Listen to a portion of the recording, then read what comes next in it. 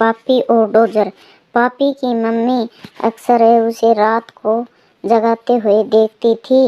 वह या तो पढ़ाई करती, गेम्स खेलती या फिर टीवी देखती। वह सो नहीं सकती थी। इससे बहुत मुश्किल होती थी क्योंकि अगले दिन स्कूल में पढ़ाई के समय वह सो जाती थी।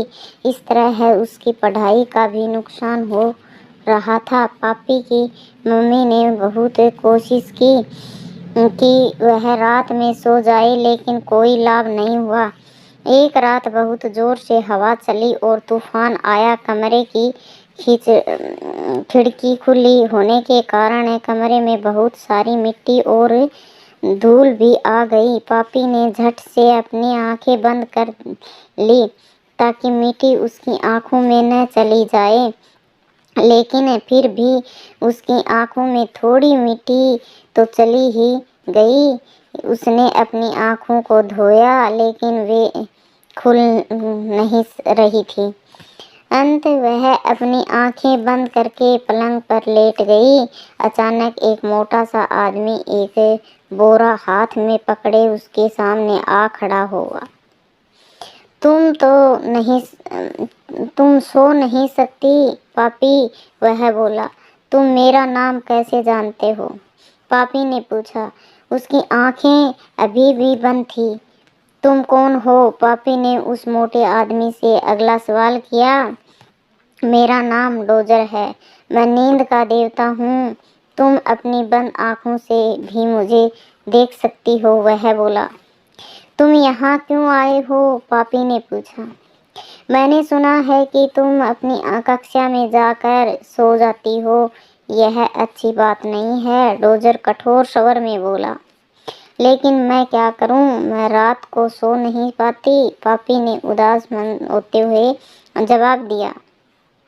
मुझे भी स्कूल में सोने से बहुत परेशानी होती है। मेरा स्कूल का काम पूरा नहीं हो पाता, मैडम से डांट खानी पड़ती है और बाकी बच्चे भी मेरा मजाक उड़ाते हैं। यह सुनकर डोजर ने अपने बोरे में से एक बड़ी आकार की घड़ी निकाली। मैं यह घड़ी तुम्हें दे रहा हूँ। यह रोजाना रात को 9:30 बजे गाना गाएगी और तुम जहाँ कहीं भी होगी तुम्हें फौरन नींद आ जाएगी। लेकिन ध्यान रहे कि तुम उस समय अपने बिस्तर पर ही रहा करो। अच्छा, मैं चलता हूँ। यह कहकर डोजर गायब हो गया।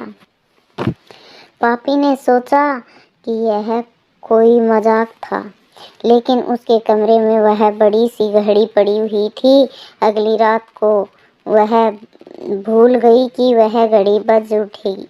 अगली सुबह जब वह सोकर उठी तो उसने अपने आप को किचन के फर्श पर लेटे हुए पाया। कुछ दिन तक तो ऐसे ही चलता रहा। वह कभी अपने बाथिंग टब में सोई होती, कभी डाइनिंग टेबल के नीचे और कभी कभी मैट पर। शनिवार की रात को एक बार फिर से तूफान आया और डोजर दोबारा वहां आया।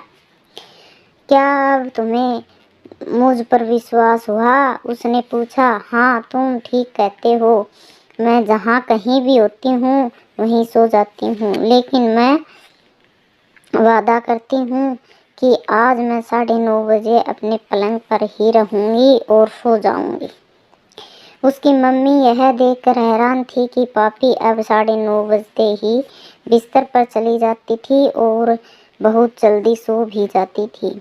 उसे डोजर या उसके जादू के बारे में कुछ भी पता नहीं चला। पापी की मम्मी को यह देखकर बहुत खुशी हुई। उधर स्कूल से भी पापी की शिकायत आनी बंद हो गई।